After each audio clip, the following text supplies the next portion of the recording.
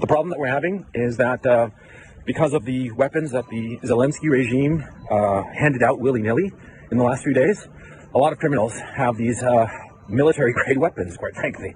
And so there's been robberies, there's been looting, there's been rapes, there's been all kinds of havoc because of these criminals. A lot of the shooting that went on last night in Kiev had nothing to do with the Russians. The Russians were 10 kilometers or more away from these shootings, so it was clearly probably gang-related, gangs settling scores. And that's something that the Western media is not talking about, of how the Zelensky regime, by handing out weapons, has basically given weapons to all the criminal elements in the city. And the criminal elements in the city are, first of all, figuring out their dominance hierarchy and this anarchy that the government has created. And soon enough, once that's settled, they'll start targeting the civilians. That's what the Zelensky regime has done, okay? So let's not pretend otherwise. In the name of, the people fighting against the Russians. It's absurd. It's irresponsible. And I've come to the conclusion that the Zelensky regime is evil. I live in Ukraine. I have Ukrainian family members. I think that the Ukrainian people are a brave, gentle, and wonderful people. At this time, I think that the Zelensky regime has gone insane. This was the summer of 2019, and I'd gone to Ukraine to learn more about these groups. From the crowds, one thing seemed pretty clear about them. They weren't bothered by the fact that this event was organized by the Azov movement, a far-right group that has increasingly been linked to violence around the world. The shooter is linked to a 74-page manifesto filled with white supremacist rhetoric. FBI agents say he expressed a desire to travel to Ukraine to fight with a far-right paramilitary group. At least one member of an American hate group also trained in Ukraine, with Azov Battalion.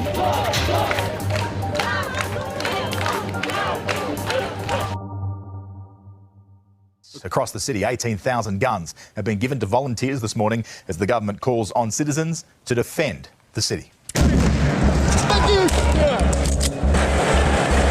In November 2013, Ukraine erupted. It started as a peaceful protest in one of Europe's busiest capitals. Today, it exploded into massive violence and bloodshed. The president tonight is in hiding, and just look at the images coming in now. At issue, should Ukraine have closer ties to the US and Europe, or Putin's Russia? The protest movement was diverse, drawn from across Ukrainian society. But the ensuing conflict became a magnet for the extremist far right, creating a training ground for militant nationalists and neo-Nazis who flocked to fight on both sides. The Ukraine became the go-to war zone for white nationalists from around the world. I don't think you can be too violent in a war. War is basically to subdue the enemy. Any means necessary. Now, the Ukrainian government has said that it is arming anyone who wants to fight, anyone who wants to take up arms against Russia. It has 18,000 guns and ammunition. It's also telling people to make Molotov cocktails to defend themselves. Let's just bring you again that breaking news from a few minutes ago, and that is that the Kremlin has said that Vladimir Putin has called Belarus's President Lukashenko to organise talks between a delegation from Russia and one from Ukraine in the Belarusian capital, Minsk. This is the very latest lines that we're getting from there. Of course, earlier on we had the Kremlin spokesperson, Dmitry Peskov, saying that Russia is prepared for talks with Ukraine. He talked talking about the President Zelensky declaring his readiness to discuss Ukraine's neutral status. We have, of course, been watching out for anything from Vladimir Putin, and, he demanded that the Ukrainian army depose the government during a televised address to members of the Russian Permanent Security Council. He called them drug-addled neo-Nazis. Let's take a listen. It is quite clear that all this is happening on the recommendations of foreign consultants, first and foremost American consultants. Once again, I appeal to the Ukrainian armed forces. Do not allow the neo-Nazis and Benderites to use your children, your wives and old people as human shields. Take power into your own hands. Like that, it will be easier for us to come to an agreement than with that gang of druggies and neo-Nazis who have seized Kiev and who are taking the entire Ukrainian people hostage. I would also like to pay the highest tribute to the Russian soldiers and officers. They are acting courageously, professionally and heroically in fulfilling their military duty, successfully carrying out the very important mission of ensuring the security of our people and country. Well, let's bring you some more lines that we're getting, this time from US defense officials who are feeding information. And they are saying that the US has so far observed more than 200 total missile launches so far from Russia. That's according to a US defense official. They say that some missile launches have impacted civilian residential areas, which tallies with some of the reports that we're getting out of Ukraine that some residential areas have been impacted by missile attacks. They also go on to say that the Russians seem in general to have lost momentum and the advance towards Kiev is going slower than Russia anticipated. Again, that tallies with what we have been hearing coming out of the area, that the Russians have in general lost a little bit of momentum in their attack of Ukraine and the way they've moved forward. Well, Russia's invasion of Ukraine is, of course, having a direct impact on the world of sport. In fact, in motor racing... Блядь, смотрите, что происходит на Оболоне, блядь, ебать. Все Оболоне, блядь, все мужчины, блядь, собираются, блядь, посмотрите, как все будет. Приходите, мы вас будем всех встречать. Даже без документов раздали. Приходи, защищай свое государство Украину. Слава Украине! You lived too long in the shadow of the old legends, but the real legend is rising now in Ukraine. Heroic nation fights back the Russian terrorist state. There are no rules for Russians. Cluster bombs on peaceful streets, rockets aimed at hospitals, covert soldiers shooting at women and children. The crime against humanity, the crime against any moral law. Ukrainians fight back.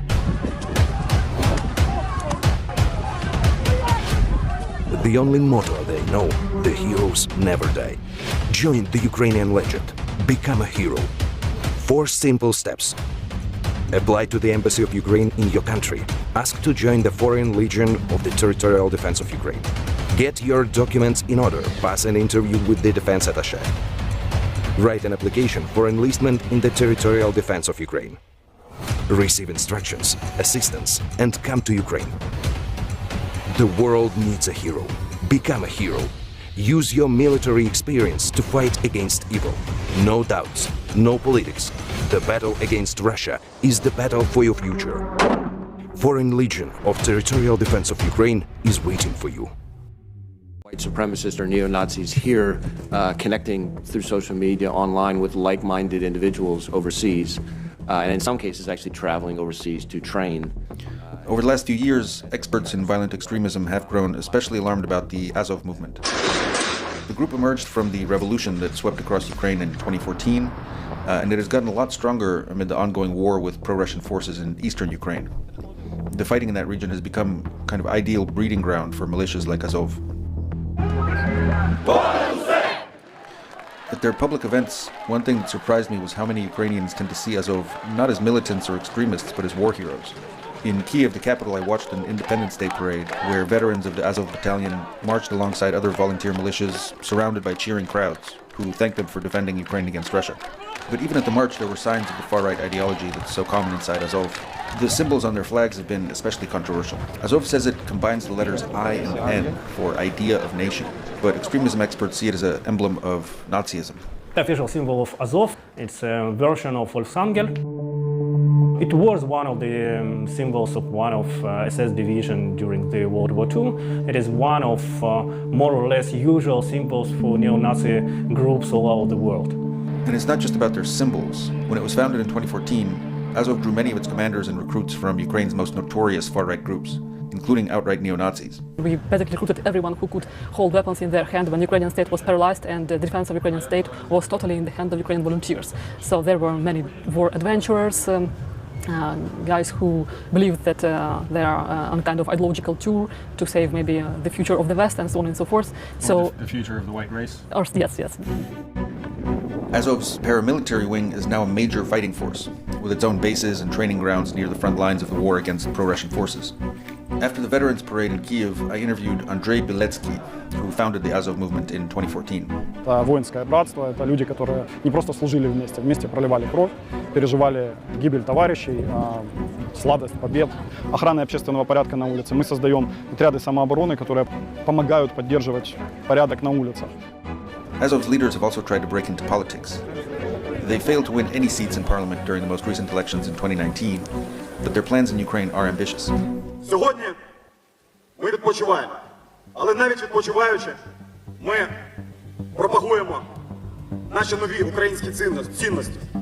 Бути сильними і сміливими, бути єдиними і відчувати братерство своєї нації. What worries officials in the West is Azov's recruitment strategy. It's tried hard to build friendships with far-right groups around the world, especially in the US and Europe. During my visit in 2019, I spent a day at one of the biggest recruitment events in Azov's history. Thousands of people showed up for a day of fighting sports and blatant propaganda. There were neo-Nazi symbols, tattoos, and posters all over the place. And many in the crowd seemed pretty receptive to Azov's far-right ideology.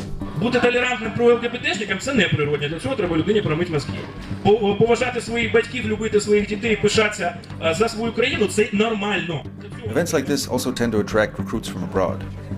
One of the ones I met was named Robin, who just arrived in Ukraine from Sweden, where he told me he's wanted for hate crimes. This is hard to explain the surroundings for someone who's watching this, you know. It's surreal. It's like, I don't know, it's like something you read about the great Germany before, you know, in the 1920s. It's a revival of the Indo-European soul. Mm-hmm. And it's all happening here in Ukraine. Afterward, we rode back to the Azov base in northern Kyiv, where Azov commanders had allowed Robin to stay as a potential recruit. We are Aryans, and we will rise again. That's a way of life, you know. And after the war in Germany, we went back to the benches, school benches, but now we will rise again. Are they neo-Nazis as an organization? No. Have they had neo-Nazis in the organization? I would say look at the US Army, and you would find neo-Nazis as well. Dave is an American expat and US military veteran who has volunteered to help Ukraine's National Guard. And he's met a lot of the recruits who'd come to join Azov. You only need one of these guys to kind of go home and commit an act of terrorism to then really damage the reputation of Ukraine in the eyes of the world, right? So that's really a risk that Ukraine faces. Do you think they're taking it seriously enough? No, yes.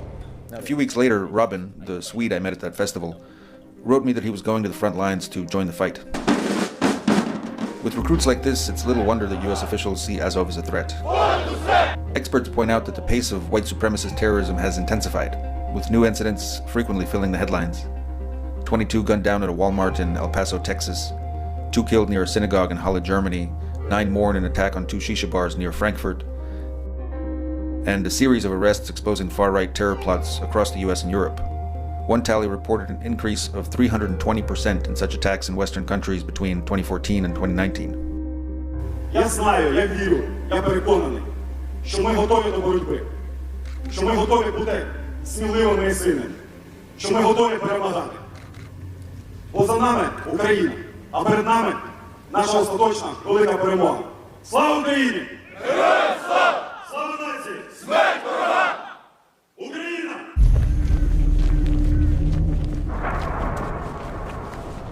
Hidden away on the front lines of eastern Ukraine is a potentially deadly force. Volunteer fighters who saved the nation from invaders remain armed and dangerous, and could always turn their weapons on their own government. То есть объясним, что сейчас мы герои-красавцы, а завтра мы приказом президента станем террористами. So what would you do if the government declared you a terrorist and made you a criminal? Уже были попытки просто на самом деле там захватить нашу базу, но у них не получилось. Мы займем круговую оборону, а там посмотрим, насколько их хватит.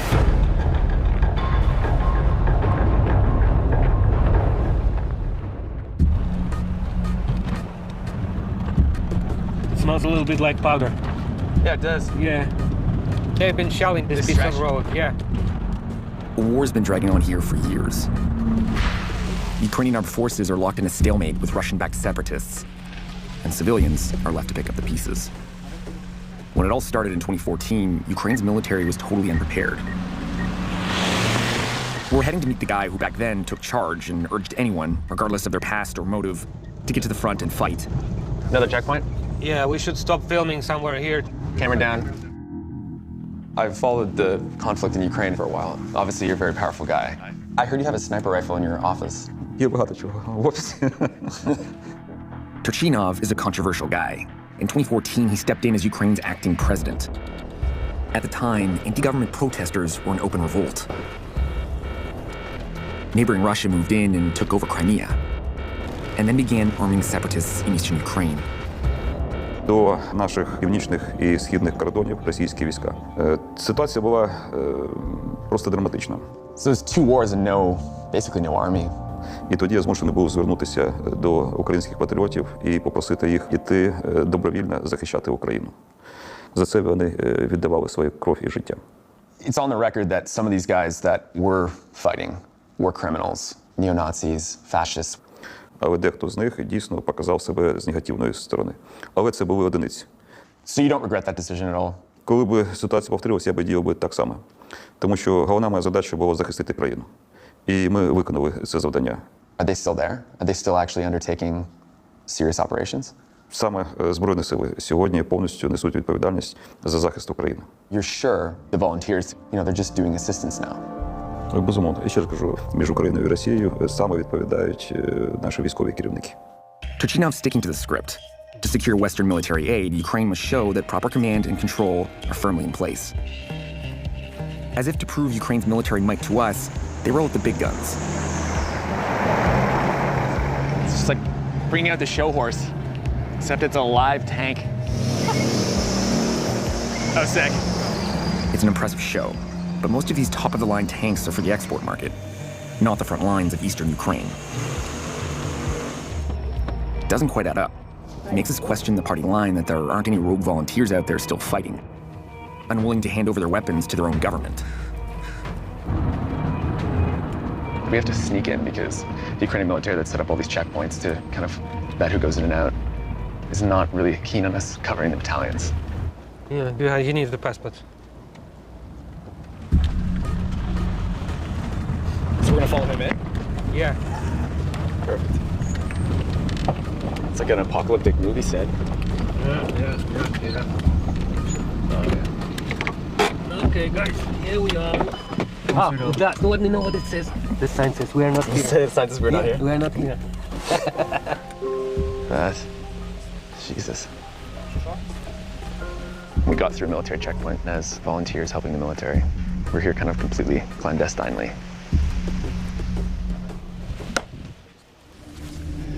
Yeah, I wouldn't fuck with these guys. Everyone keeps talking about snipers, so let's go hang out with snipers.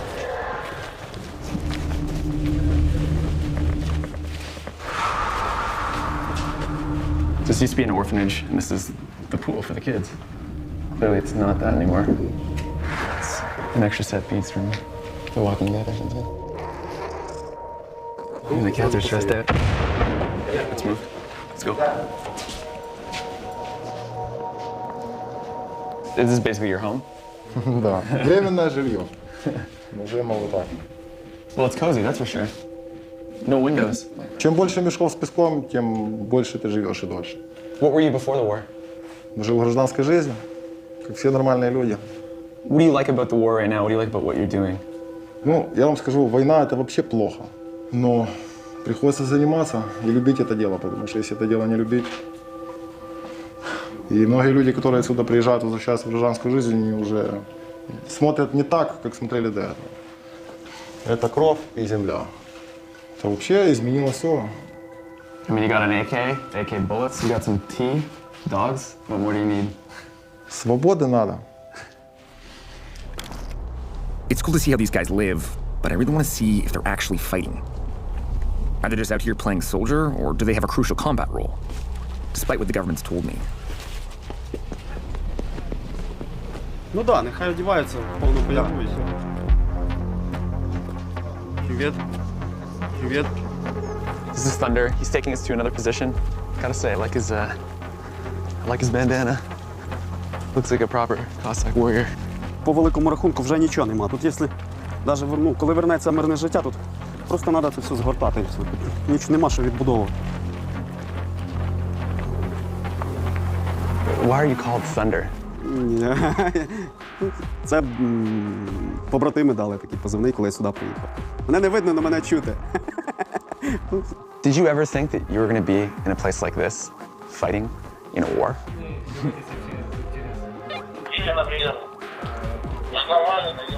Щось якісь двіжі можуть бути зараз. Thunder seems like a take-charge kind of guy. If these volunteers are actually fighting, he'll be in the middle of the action. Sniper? Sniper, yes. Эту одень. Касочку надень лучше. Although this isn't going to protect me from a sniper round.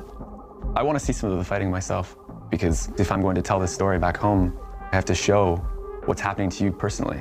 Якщо ви вечором будете на позиції, якщо дозволить командування бути на позиції, то я думаю, що ви будете мати шанс побачити якусь перестріл. Кожного дня є загроза, що вони можуть відкрити вогонь першими по нас. Thunder seems eager to go, and is keen to show me something. Синій. Special stash. СПГ, F1, F1, РПГ 22. Yeah. Коли вже дуже треба бути злим, а нема чим. Сорі. Да, Дізель? Да. Все біля мене, да, все під контролем. Давай. Командир. Переживає, куди ви пропали. The commander seems a bit twitchy. We'll need to sort it out if we're going to stay. Already hearing artillery, but we just heard one that was really close. All right, let's go. Let's get out of here. Oh, fuck. That's an artillery. Jesus. Holy fuck. That's a heavy gun. Obviously some shelling and some fighting started already. I can tell everyone kind of got a little jumpy. I think they've got an artillery cannon here. Майами, Мичиган. We finally scored a meeting with the commanders. So we will talk to Diesel right now. Cool. Hopefully they'll let us stay the night. The girl has a lot more clothes on than most of the military barracks I've been to where they have pinups. Я не знаю, де це взявся цей. Я тоді приїхав, він вже був. Oh, funny. I kind of completely get why you guys are volunteering to fight this enemy to save your nation and your people. But why did you both join the volunteer army and not the regular military? Більше підходить саме ця структура революційна, радикальна, чим звичайна армія. Ну тут це дуже просто. Ми трошки інші. So what would you guys do if the volunteer military had to be folded into the regular military? Ми просто свідомо не йдемо в ту систему, яка завідомо нас буде з'їдати. Нічого хорошого не вийде звідти. And would you say that you're both willing to die for this cause? Ну, за 3,5 роки війни вже якось цим питанням вже не стоїть, готовий чи не готовий, вже твердо знаєш, що, ну.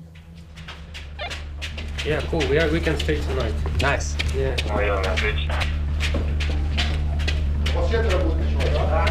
Now we're doing what every soldier does in every war. Sit around and wait.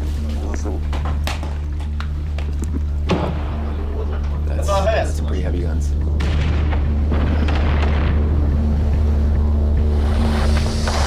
And the soundtrack of Ukraine has begun already.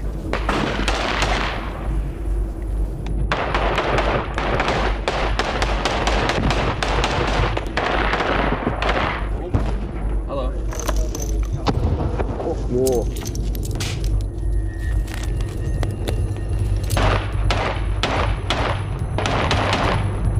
Гладиолус, парни. You hear that? That's it. Holy shit, that was close.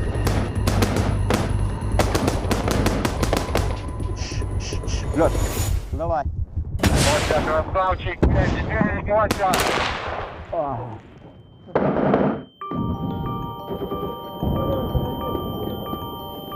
It's basically enough for one day, I think.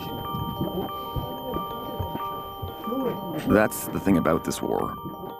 It's no longer this raging hormonal teenager.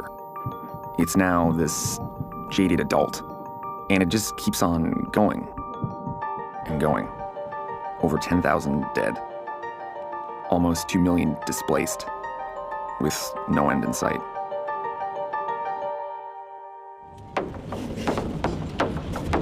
We've heard about another position held by a different group of volunteers. So we head north up the contact line. This is a pretty, advanced position, right? It's almost on the front. Really close. So we have another checkpoint here. Camera down. Здрасте, Авдій.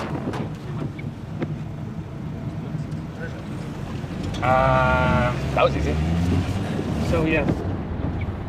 There used to be heavy fighting here, but it's been pretty quiet lately. The volunteers show no sign of leaving, though, drawn to stay with their legendary leader, Santa. Here. Hello, Santa. I like your dacha. Obviously, you've got this kind of fearsome reputation. A little bit of a Ukrainian folklore hero. Тут трошки інші подарунки приносяться. От, і не чемним дітям, а дебілам. And how long have you been fighting in this war? Та от уже 3 роки буде. So why'd you choose to join a volunteer brigade rather than joining the actual Ukrainian military? Ну як віддати от своє життя і життя своїх побратимів в руки комусь, хто, можливо, не настільки підготовлений, скажімо так, м'яко. Я коли вперше потрапив на війну, я думав, що обісруся з переляку. Якщо ти взагалі нічого не боїшся, ти або ідіот, або через день мертвий. So is it important for you? One moment. Я сигарету візьму, бо я коли довго не курю, паніка у мене починається. How would you describe yourself politically? Анархіст. Anarchist. Анархія – мать порядку. So do you think in some ways you're almost better off that you've experienced this war? Я навіть не знаю, це на краще чи на гірше, але тут набагато, змінює війна дуже сильно. It must be difficult to lose people here on the front. Do you feel like you're almost a little bit responsible for that?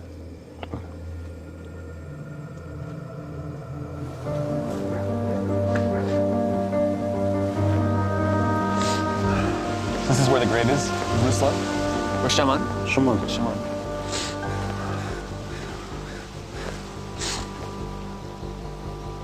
How many of your guys have you lost? Так багато. Воно ж постійно тут накриває. Tough to deal with. Це все. Кожне людське життя, воно велика втрата. Do you think when regular life comes back, you'll be okay? Та ні, Боже збав.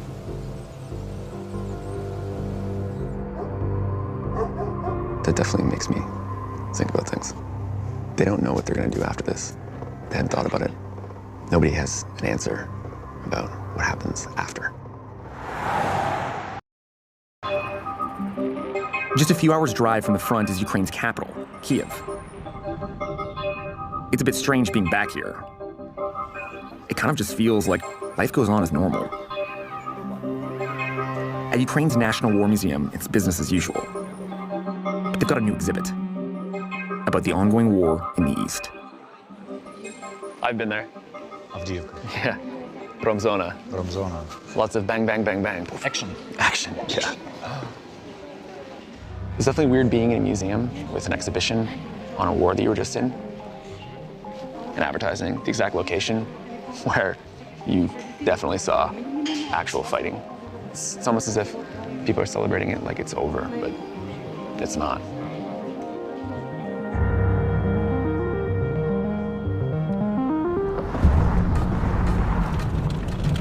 The war in the East already feels like a distant memory to some. But the battle is far from over, especially for volunteers recently returned from the front. We've tracked down a couple of these guys just outside the city who've invited us over for a hang. Давай, розпаль. Barbecue. Yeah. Трошки українського м'яса поїсти. These guys are clearly enjoying a break from the front, trying to take the edge off. Окей. Андрюха, ти що? Я хотів губки змочити. Ну що, змочимо губку. Будь здоровий. За зустріч. За зустріч. За зустріч. So some people say that the volunteer battalions have done damage and are villains and not heroes. What do you say to people that think it's a negative thing? Хто це каже? I haven't heard this as like a thing where everyone thinks this. It's just one of the criticisms I've heard about it. Ну кожен має право на свою думку, і кожен має свою думку. Да? Він висказується, а нам як добровольцям, нам абсолютно насрать на їхню точку зору. Ми робимо все одно свою роботу. От підросте в мене дитина і запитає у мене: тато, а що ти робив, коли була війна? А що я йому скажу? Що я йому скажу? Я захищав свою країну, тебе, дружину, маму твою. Ну, це чоловіча робота. Все. After more food and even more drinks, things get pretty real, pretty fast. Oh! It's gonna hurt the ears a little bit. You want me to try? Save you off. Interesting dudes, clearly nationalists. They also said, fuck the police, fuck the government, burn it down. Makes me wonder about what a bunch of young guys who've been fighting the war are gonna do when it's over. Or whether they're ever going to be okay with that.